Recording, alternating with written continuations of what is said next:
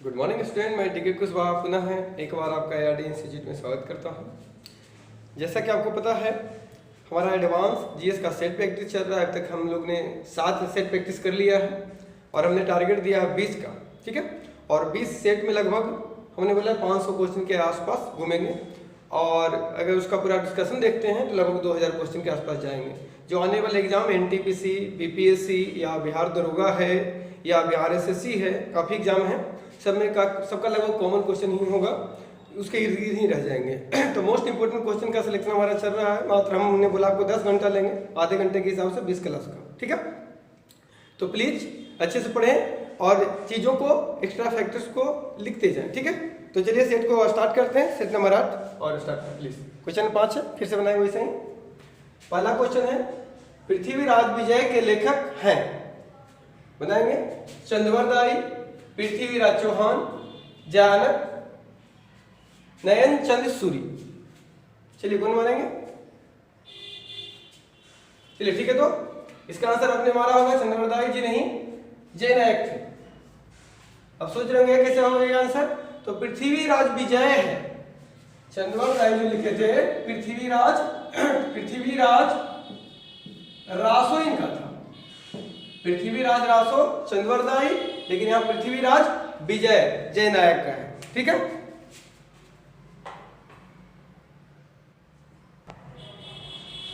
Question number 2 है, भारत की प्रथम पूर्णतः रंगीन फिल्म, डियर कुट्टी चातन, राजा हरिश्चंद्र, आलम आरा, झांसी की रानी। देखिए क्वेश्चन काफी इंपॉर्टेंट है, प्लीज इसको अच्छे से पढ़ें, नोट कर लें और चैनल को सब्सक्राइब करें तो बार बार ऐसा क्वेश्चन आपके पास आते रहेंगे, ठीक है। और अच्छा लगे तो लाइक भी कर लें। 20 सेट की तो बात है, उसके बाद हम सब्जेक्ट वाइज आएंगे और आपके एग्जाम में क्वेश्चन नहीं छूटेंगे वाला, ठीक है। तो भारत की प्रथम पूर्णतः रंगीन फिल्म कौन थी? काफी कंफ्यूजन, सब अपने आप में महारत हासिल किए हुए ऑप्शन है। चलिए तो आंसर होगा झांसी की रानी। पहली पूर्णतः रंगीन फिल्म थी और प्रथम बोलती फिल्म, प्रथम बोलती फिल्म, भारतीय फिल्म कौन थी? आलम आरा। 1931 ईस्वी में आया था, 1931 ईस्वी में। और प्रथम भारतीय फिल्म, प्रथम फिल्म ये था भारतीय फिल्म, याद रखिएगा, पहला प्रथम भारतीय फिल्म राजा हरिश्चंद्र 1913। देखिए प्रथम फिल्म आया था 1913 में, राजा हरिश्चंद्र। आलम आरा जो था ये मुख बधिर था, मतलब इशारों से बात होती थी इसमें, लेकिन बोलती फिल्म आलम आरा थी। देखिए इसका इन्वर्स चलता है, 13 को उलट देते तो कितना हो जाएगा, 31 में आ गया था, ठीक है। तो चीजों को रिलेट करके याद कीजिए। कुट्टी, डियर कुट्टी चातन, ये भारत की प्रथम 3D फिल्म थी, 3D फिल्म, याद रखेंगे। तो भारत की प्रथम पूर्णतः रंगीन फिल्म झांसी की रानी, प्रथम बोलती फिल्म आलम आरा 1931 में आई थी, प्रथम फिल्म मुख बधिर राजा हरिश्चंद्र था जो 1913 में। तो 1913 में बधिर मतलब बिना बोलने वाला, और उसके 13 का इन्वर्स क्या होता है? 31, तो बोलती फिल्म। और 1984 में आया था डियर कुट्टी चातन, भारत की प्रथम 3D फिल्म 1984 में, जिसमें राकेश शर्मा अंतरिक्ष में गए थे, ठीक है। तो चलें अगला क्वेश्चन देखते हैं। ज्यादा नंबर ऑफ क्वेश्चन ज्यादा ना देखें, मैटर है आप क्या पढ़ रहे हैं, मैटर ये है कितना देर पढ़े और कितना पढ़े, मैटर नहीं है। आप क्या क्या पढ़ रहे हैं मैटर यहाँ पे करता है। अंग्रेजों ने फूट डालो और शासन करो की नीति कब अपनाई थी? फूट डालो और शासन करो की नीति, बहुत सारे बच्चों को लगता है जीएस खूब जानते हैं, तो खूब जानते हैं तो बनाइए, 20 में 20 लाइए ना, क्या दिक्कत है, पता चल जाएगा। ये भी तो जीएस ही है ना, और सिलेक्टिव जीएस है, ऐसा नहीं है। तो कॉन्फिडेंस को उतने रखिए जितना चले, ओवर मत बनिए, याद कीजिए थोड़ा। अंग्रेजों ने फूट डालो और शासन करो की नीति कब अपनाई? 1877, 1833, 1858, 1799। एग्जाम में पता चलता है नॉलेज, जिसका रिजल्ट हो गया वही उसी के पास नॉलेज था, बोलने से नहीं होता। चलिए तो क्या होगा? अंग्रेजों ने फूट डालो और शासन करो की नीति कब अपनाई? 1858। चलिए क्वेश्चन नंबर 4 चलते हैं। जौनसारी जनजाति, देखिए जनजाति से भी क्वेश्चन बार बार आते हैं और एक से एक जनजाति आएंगे जो आपने सुना नहीं होगा। जमाना लग गया, जब आप याद करते थे वो आता था बार बार, एक ऐसा नहीं है, अब लेटेस्ट आते हैं। जौनसारी जनजाति कहाँ पाई जाती है बताइए जरा? गुजरात, उत्तराखंड, मेघालय और नागालैंड। पढ़ दिए। चलिए उत्तराखंड, जनसारी जनजाति कहाँ? उत्तराखंड। और गुजरात में भील, भील कहाँ? गुजरात। और मेघालय गारो, खासी, जयंतिया।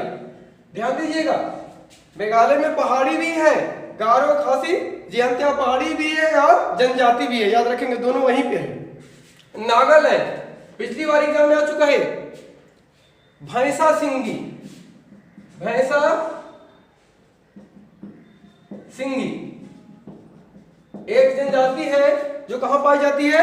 नागालैंड में, याद रखेंगे। तो जौनसारी उत्तराखंड में है, याद रखेंगे। गुजरात में भील, मेघालय में गारो, खासी, जयंतिया काफी इंपॉर्टेंट है, पहाड़ी भी वहां पे ही है। और नागालैंड में भैंसा सिंगी, भैंस के सिंग का। और एक बात और, आपको पता था कि नागालैंड में लोग कुत्ते का भी मांस खा जाते थे, लेकिन आपको पता हो, करंट ये है, पूछा जाता है कि किस राज्य में भैंस कुत्तों की मांस खाने पर प्रतिबंध लग गया है, तो है नागालैंड। ठीक है, ये करंट के क्वेश्चन है।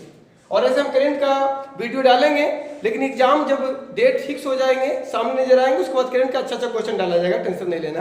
फिलहाल ऐसा याद कीजिए जो कभी भी यूज हो और चेंजेबल ना हो, उसके ऊपर हम टारगेट लिए हुए, चेंज कभी होने वाला नहीं है। भारत में मताधिकार और निर्वाचित होने के अधिकार कौन सा अधिकार है? वोट देने का और खुद चुनाव लड़ने का अधिकार कौन सा अधिकार है? मूल अधिकार, नागरिक अधिकार, संवैधानिक अधिकार और विधिक अधिकार। चलिए आंसर ये हो जाएंगे विधिक अधिकार।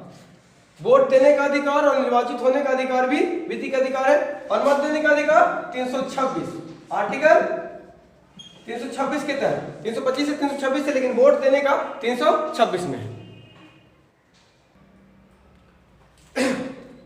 चलिए 5 क्वेश्चन फिर से है स्क्रीन पे, फिर से बनाएंगे।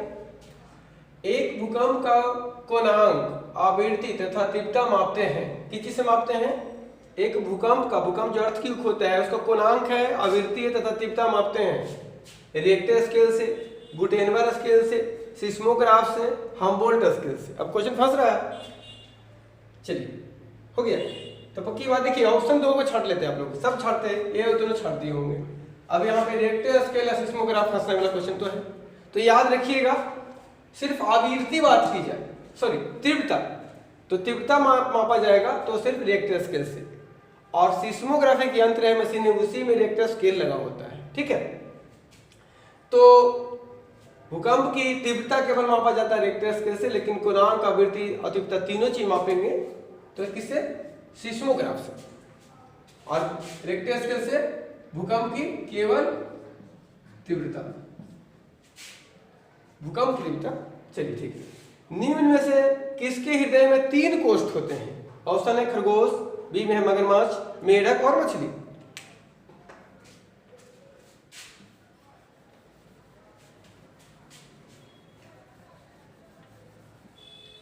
चलिए बने 3 कोष्ठ बना लिए, तो कंफ्यूजन दूर कर लीजिए।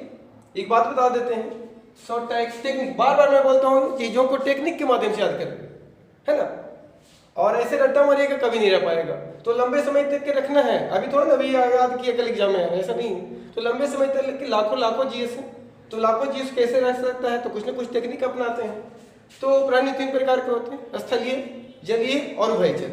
तो स्थलीय जो होंगे, स्थलीय इसमें जनरली 4 कोष्ठ होते हैं, स्थलीय में 4 कोष्ठ।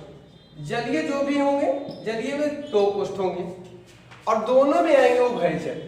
उभयचर, उभयचर मतलब जो जल में भी रह सकते हैं और पानी में भी, सॉरी स्थल पे भी रह सकते हैं, उनमें 3 गुण। स्थल पे 4, जल में डायरेक्ट गए 2, और दोनों में तो बीच में 3 आ रहा है कि नहीं आ रहा है? जल में भी रहेगा और तो दोनों का एवरेज कितना आ रहा है? 3। तो ध्यान दीजिए इनमें से किसके हृदय में 3 कोष्ठ होते हैं? तो उभयचर, मेढक और मगरमच्छ दोनों याद रखेंगे। तो यहाँ पे आंसर होगा मेढक, क्योंकि मगरमच्छ अपवाद में है। याद रखिए अपवाद वाले क्वेश्चन बहुत आते हैं। मगरमच्छ में 4 कोष्ठ होते हैं, खरगोश 4 हो जाएंगे, मछली जलीय है तो 2 हो जाएंगे। ध्यान दीजिएगा, अभी हमने बताया था उभयचर में 3 होते हैं, तो उभयचर दोनों में तो 3 होना चाहिए था, लेकिन इसको एक्सेप्शन में रखिएगा। मगरमच्छ केवल ऐसा उभयचर प्राणी है जिसमें 4 कोष्ठ होते हैं उसके हार्ट में। ठीक है, 4 चैम्बर। तो काफी इंपॉर्टेंट क्वेश्चन है कि स्थलीय जो भी होंगे सभी में 4, जलीय जो भी होंगे उसमें 2 और उभयचर जो भी होंगे उसमें 3, लेकिन अपवाद में कौन है? मगरमच्छ। ठीक है, मगरमच्छ में कितने होते हैं? 4 कोष्ठ होते हैं मगरमच्छ के हट में। याद रखेंगे, ये बहुत जरूरी चीज है, काफी इंपॉर्टेंट है क्वेश्चन है। आगे चलते हैं। सर्वाधिक ऊर्जा वाली तरंगे हैं रेडियो तरंगे, माइक्रो तरंगे, अवरक्त तरंगे, दिश तरंगे। चलिए थोड़ा जल्दी मारेंगे तो कंफ्यूजन आया। टोटल क्वेश्चन देखने में लग रहा होगा कि टाइप का है। चलिए बना देते हैं। अवरक्त, इंफ्रारेड। आगे चलते हैं। भोपाल गैस घटना में किस गैस का रिसाव हुआ था? Methyl isocyanide, methyl isocyanate, hydrogen cyanide, methyl cyanide. जल्दी मारेंगे। लगा होगा भोपाल गैस त्रासदी, तो आसान क्वेश्चन हो गया। देखिए टफ हो गया, सब एक टाइप का आ रहा है। Methyl isocyanide, methyl isocyanate, methyl cyanide. अब बोलिए, आराम है। हीरोपंती उतर रहा? उतर नहीं गया हो। चलिए इसका होता है मिथाइल आइसोसाइनेट। ओवर कॉन्फिडेंट में मत जाइए, इमोशन में आंसर नहीं मारी है, याद रखिए। परफेक्ट मारी, इमोशन से नहीं काम चलता है। हीरो बनने से काम नहीं चलता है, यहाँ पे बनाना पड़ता है। और ऐसी दिखावा से कोई फायदा है नहीं। आप क्या जानते हैं, आपको पता है। चलिए तो मिथाइल आइसोसाइनेट याद रखेंगे। साइनाइड और साइनेट में अंतर होता है। लोग याद करते हैं तो मिथाइल आइसोसाइनाइड मार देते हैं, जहरीला लगे। यहाँ पे गैस था, साइनेट होता है। कब रिसाव हुआ था? 3 दिसंबर 1984। बहुत सारे लोग 2 दिसंबर बोलेंगे, तो बिल्कुल सही उनका है। 2 दिसंबर की रात में 12 बजे के बाद हुआ था। तब बता दीजिए 3 दिसंबर था कि 2 दिसंबर था? 2 दिसंबर के 12 बजे रात के बाद हुआ है, 12 बज के कुछ मिनट में। तो पक्की बात है 12 बजे के बाद डेट बदल जाता है ना जी।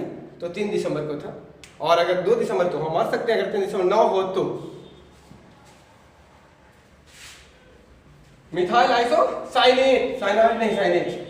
एक परमाणु में 9 इलेक्ट्रॉन, 9 प्रोटॉन और 10 न्यूट्रॉन है। उसका द्रव्यमान संख्या क्या है? 9, 10, 19, 28। छोटा सा न्यूमेरिकल है, थोड़ा याद है तो बनेगा, नहीं है तो याद है तो काफी आसान है। क्या होंगे? 19 हो जाएंगे। क्यों? क्या पूछा गया? परमाणु, उसका द्रव्यमान संख्या, परमाणु द्रव्यमान दोनों एक ही चीज होता है। तो द्रव्यमान और संख्या बराबर होता है। परमाणु के नाभिक में कौन कौन होते हैं? न्यूट्रॉन और प्रोटॉन होते हैं। इलेक्ट्रॉन तो बाहर कक्षा में रोल मारता है, और न्यूट्रॉन में कोई आवेश नहीं, प्रोटॉन में प्लस और इलेक्ट्रॉन में क्या है? माइनस है। तो यहाँ पे द्रव्यमान संख्या बराबर प्रोटॉनों की संख्या, याद रखेंगे थोड़ा, प्लस न्यूट्रॉनों की संख्या मतलब जो नाभिक में है उनको जोड़ देते हैं। तो कितना? प्रोटॉन 9 है और 10 है, बराबर कितना हो गया? 19। आंसर हो गया। परमाणु संख्या, परमाणु द्रव्यमान का AMU, एटॉमिक मास यूनिट होता है। चलिए यहाँ पे परमाणु संख्या पूछा जाता है। परमाणु संख्या बराबर होता है प्रोटॉनों की संख्या, याद रखेंगे। तो परमाणु संख्या बोल देता था, कितना हो जाता हमारा? प्रोटॉन कितना है? 9। तो ये 9 हो जाता, केवल 9 मार के आंसर निकल जाते। लेकिन यहाँ द्रव्यमान संख्या है, इसलिए कितना हो जाएगा? 19 हो जाएगा। चलिए फिर से 5 क्वेश्चन है स्क्रीन पे बनाएंगे।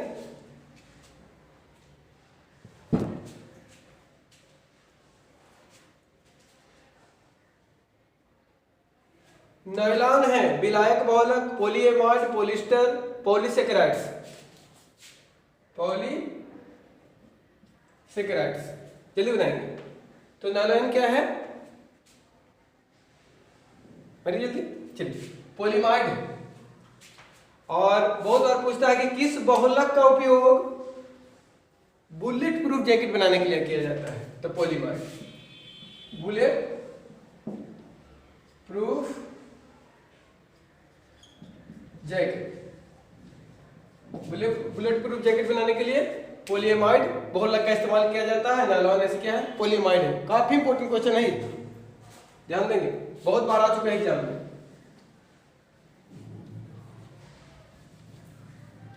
चलिए, ऑस्ट्रेलिया की राजधानी है, कितना आसान क्वेश्चन है। देखिए देखिए ऑप्शन देखिए, सिडनी, मेलबॉर्न, पर्थ, कैनबरा। अगर पक्का याद नहीं है तो कंफ्यूजन तैयार है। क्या होगा? क्योंकि उसका सब फेमस सिटी का नाम दिया गया है। तो ऑस्ट्रेलिया की राजधानी कैनबरा है। ठीक है, आगे चलते हैं। किस इतिहासकार ने शाहजहां के काल को मुगल काल का स्वर्ण युग कहा है? बी ए स्मिथ, जादूनाथ सरकार, ए एल श्रीवास्तव, बिपिन चंद्र। जल्दी बनाएंगे।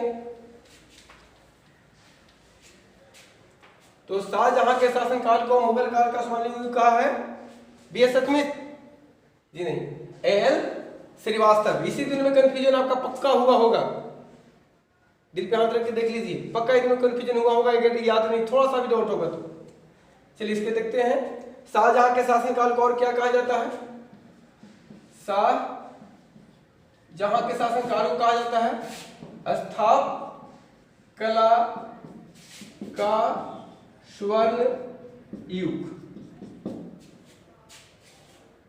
ठीक है, प्रिंस ऑफ बिल्डर्स इन्हीं को कहा गया। शाहजहां को बड़ी इमारतें बनाने में ज्यादा माहिर करते थे, ताजमहल बना दिए, लाल किला बना दिए, इसलिए इनको क्या कहा गया? स्थापकला का स्वर्ण युग किनको? शाहजहां के काल को कहा गया है।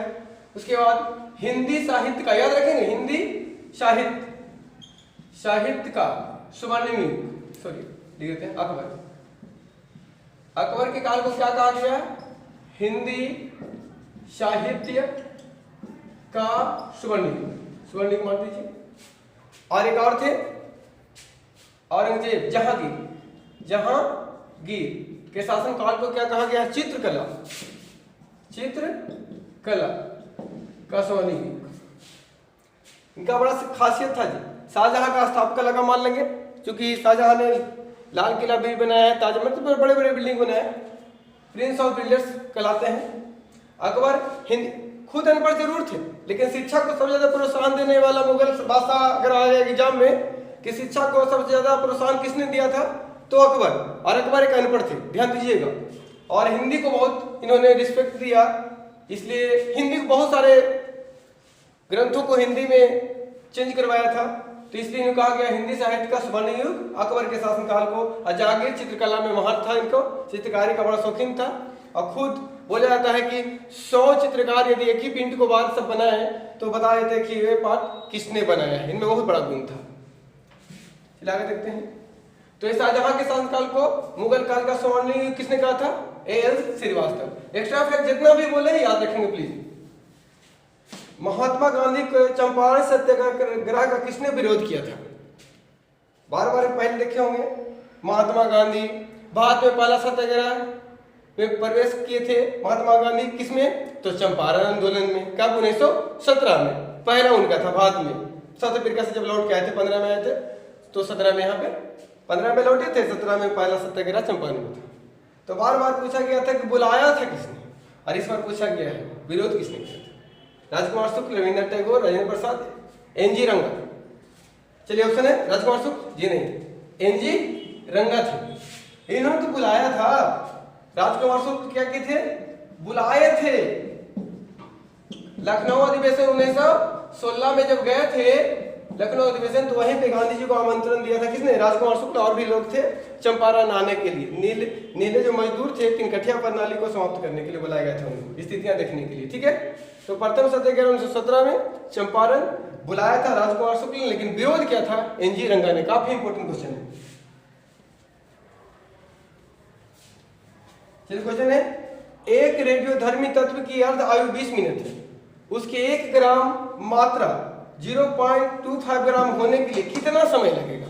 जी न्यूमेरिकल एग्जाम में आएंगे, और आप लोग के लिए सोच लिए हैं कि 2 को वीडियो बनने वाला है, मात्र 20-20 क्वेश्चन का, एक फिजिक्स का न्यूमेरिकल का, एक केमिस्ट्री का। मेरा वादा है आप ग्रुप डी का रेलवे का एग्जाम देते हैं या एनटीपीसी का, बड़े पैमाने पर 3 से 4 क्वेश्चन न्यूमेरिकल के आते हैं। मेरा वादा है आपको नहीं छूटेगा। मात्र 20-20 क्वेश्चन में हम आपको क्वेश्चन लड़ा देंगे। अंक बदल सकते हैं लेकिन क्वेश्चन नहीं बदल सकते हैं, आप बना सकते हैं, इसलिए प्लीज वेट कीजिए उसका। और एक बात और, आप लोग को देखते हैं कि वीडियो अपलोड होता है 2 बजे 3 बजे, आप 2 दिन बाद पढ़ते हैं, अच्छी बात है। हो सकता है आप बहुत बिजी होंगे, है ना यार, आधे घंटे नहीं निकाल सकते हैं, इतना भी इंसान बिजी नहीं हो सकता है। मात्र 10 घंटा मैंने टाइम मांगा है, आपका जान थोड़ी मांगा है, तो 2 दिन वेट करते हैं। इतना व्यस्तता भी अच्छी बात नहीं है। ये छुट्टी के समय लॉकडाउन की स्थिति चल रही है, उसमें आप सो रहे हैं, क्या कर रहे हो ना? इतना इमोशनली हम पढ़ाना चाह रहे हैं, तबीयत खराब चल रहा है, उसमें हम वीडियो बनाने आ रहे हैं आपके लिए, और आप जो वेट कर रहे हो, सो रहे हो, क्या कर रहे हो? कुछ तो सोचो अपने लिए, अपने फैमिली वालों के लिए, थोड़ा सा पढ़ो यार। मजाक बना के रख दिया है। आज वीडियो अपलोड होता है 2 दिन बाद पढ़ते, क्या है, क्या करना क्या चाहते हो? एडमिट कार्ड आ जाएगा एग्जाम का 2 दिन बाद जाना, साले उस समय तो गर्मी उतर जाता है, बढ़ा जाते हो सर क्या होगा क्या नहीं होगा, रखनी क्या हुआ, हीरोपंती उतरा हुआ है क्या? यार पढ़ो यार, दूसरे के इमोशन को देख ख्याल रखो, अपना नहीं तो अपने फैमिली वालों को एक बार चेहरा अच्छा से देख लो, उसके बाद पढ़ाई करो ना। एक रेडियोधर्मी तत्व की अर्धायु 20 मिनट है, उसके 1 ग्राम मात्रा 0.25 ग्राम होने के लिए कितना समय लगेगा? न्यूमेरिकल इमोशन के साथ पढ़िए, ऐसे नहीं होता है मजाक में ले लिए वीडियो है कभी भी देख ले, ऐसा थोड़े है। रूटीन एक होता है, रूटीन फॉलो कीजिए रिजल्ट के लिए, इतना आसान काम नहीं है। तो जिस प्रकार से लगल हो वैसे ही रह जाओगे। करे बार बार 20 को सेट देंगे और मात्र एग्जाम में नहीं आएगा तो यार जो बोलोगे ये कर देंगे, लेकिन पढ़ोगे तब तो, पढ़ते है ही नहीं। चलिए तो कितना है, 1 ग्राम को 0.25 ग्राम में लेना है, अर्ध आयु, ध्यान देंगे, बहुत काफी अच्छा क्वेश्चन माना जाता है आएंगे एग्जाम में। तो 0.25 को हम चेंज करेंगे तो क्या हो जाएगा, डेसिमल यहाँ से हटेगा, 25/100 लिख सकते हैं, 25×100 मतलब 1/4, इसको लिख सकते हैं 1/2 का स्क्वायर हो जाएगा। चलिए आर्मी होगी, हाफ हो गया ना। चलिए समय निकाल दीजिए, पावर कितना आ रहा है 2, पावर से गुना कर देंगे, जो पावर आया है, समय कितना था 20 × 2 40 मिनट। चलिए ये तो नहीं, जो पावर था ना इसका पावर का इस्तेमाल मैंने यहाँ किया है। अगर 3 पावर आ जाता 1/8 होता तो पावर 3, तो यहाँ पे क्या कर देते 3 से मल्टीप्लाई हो जाता, बीतिया 60 मिनट हो जाता। चलिए 5 क्वेश्चन फिर से जल्दी सॉल्व करेंगे, थोड़ा सा मेहनत कीजिए, है ना। कौन से राष्ट्रपति बनने के पूर्व भारत के उपराष्ट्रपति नहीं थे? ध्यान दीजिए, कौन से राष्ट्रपति बनने के पूर्व भारत के उपराष्ट्रपति नहीं थे? डॉक्टर एस राधाकृष्णन, नहीं वाला क्वेश्चन बहुत आता है, अच्छे से देखिएगा जरा। Doctor S Radhakrishnan, doctor Zakir Hussain, Neelam Sanjiva Reddy और वेंकटरमन। चलिए बनाएंगे, बन गया। चलिए तो थे नीलम संजीव रेड्डी, और आपको पता होना चाहिए नीलम संजीव रेड्डी भारत के प्रथम ऐसे राष्ट्रपति थे जो निर्विरोध चुने गए थे। और डॉक्टर लिख लीजिएगा, नोट बना लीजिएगा ना, एक्स्ट्रा फैक्ट बोल रहे हैं। डॉक्टर एस राधाकृष्णन भारत के प्रथम उपराष्ट्रपति और द्वितीय राष्ट्रपति थे। भारत के राजेंद्र प्रसाद के बाद दूसरे राष्ट्रपति डॉक्टर एस राधाकृष्णन, प्रथम उपराष्ट्रपति, द्वितीय राष्ट्रपति, ठीक है। डॉक्टर जाकिर हुसैन प्रथम मुस्लिम उपराष्ट्रपति और प्रथम मुस्लिम राष्ट्रपति भी यही थे, कोई दिक्कत? प्रथम मुस्लिम राष्ट्रपति डॉक्टर जाकिर हुसैन, प्रथम मुस्लिम उपराष्ट्रपति डॉक्टर जाकिर हुसैन, प्रथम उपराष्ट्रपति एस राधाकृष्णन, प्रथम निर्विरोध राष्ट्रपति नीलम संजीव रेड्डी। यहाँ पूछा गया है कि राष्ट्रपति बनने के पूर्व भारत के उपराष्ट्रपति नहीं थे, उपराष्ट्रपति नहीं होना चाहिए लेकिन राष्ट्रपति बने थे। तो एस राधाकृष्णन थे, डॉक्टर जाकिर हुसैन भी थे, डॉक्टर वेंकटरमन भी थे, नीलम संजीव रेड्डी नहीं थे। याद रखिएगा, केवल ये राष्ट्रपति बने थे, उपराष्ट्रपति कभी नहीं बने थे। आगे, लोक लेखा समिति के अध्यक्ष को कौन मनोनीत करता है? राष्ट्रपति, प्रधानमंत्री, लोकसभा अध्यक्ष, राज्यसभा अध्यक्ष। पारित ही होंगे, पक्का बात है। लोग लगभग मारते हैं राष्ट्रपति कुछ मनोनीत है, राष्ट्रपति, ऐसा थोड़ी ना होता है। जरूरी है राष्ट्रपति सब काम करेंगे, बाकी क्या करने के लिए है? तो लोकसभा अध्यक्ष करते हैं।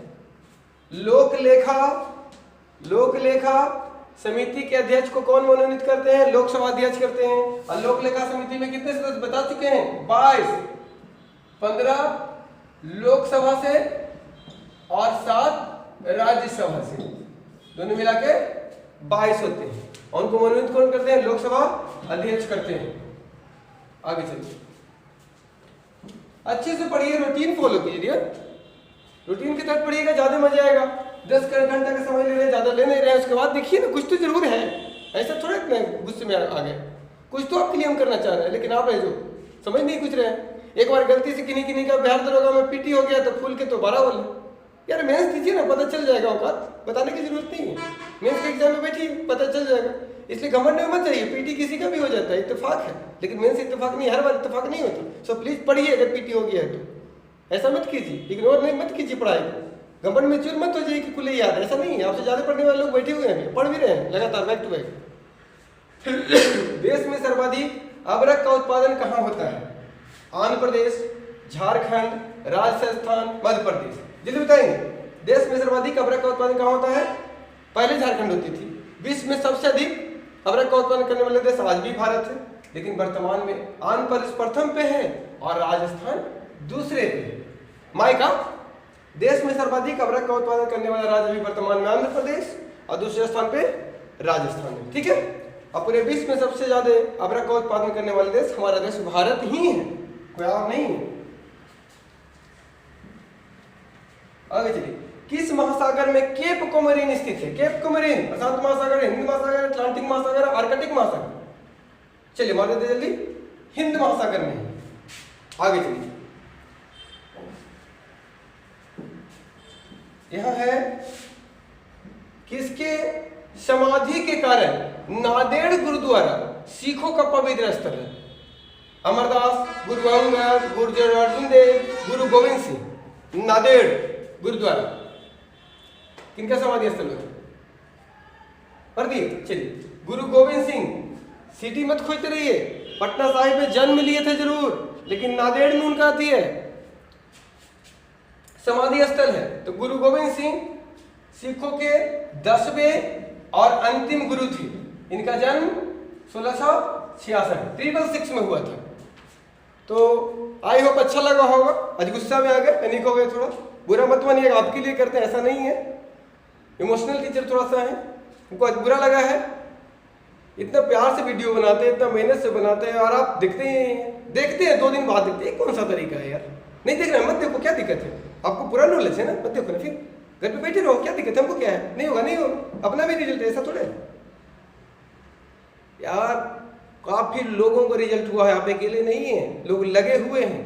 घमंड में मत चुरिए, प्लीज पढ़िए, बिना पढ़े कुछ नहीं होना है। एक रिजल्ट हो जाने के बाद और प्रेशर बढ़ना चाहिए, क्योंकि सेकंड अगर नहीं होती है, मेंस नहीं होती, तो आपकी बेइज्जती है, लोग थू करेंगे, बोले क्या हुआ, मजाक उड़ाएंगे, तब क्या करोगे? सो प्लीज, मौका है, अच्छा मौका है, समय मिला है, और पढ़िए प्लीज।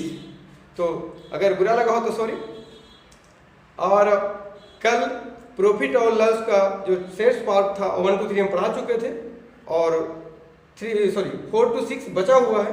तो प्लीज प्रॉफिट एंड लॉस का कल का पार्ट देखना ना भूलें, और जो प्रीवियस नहीं देख पाए प्रॉफिट लॉस का, प्लीज देख लें।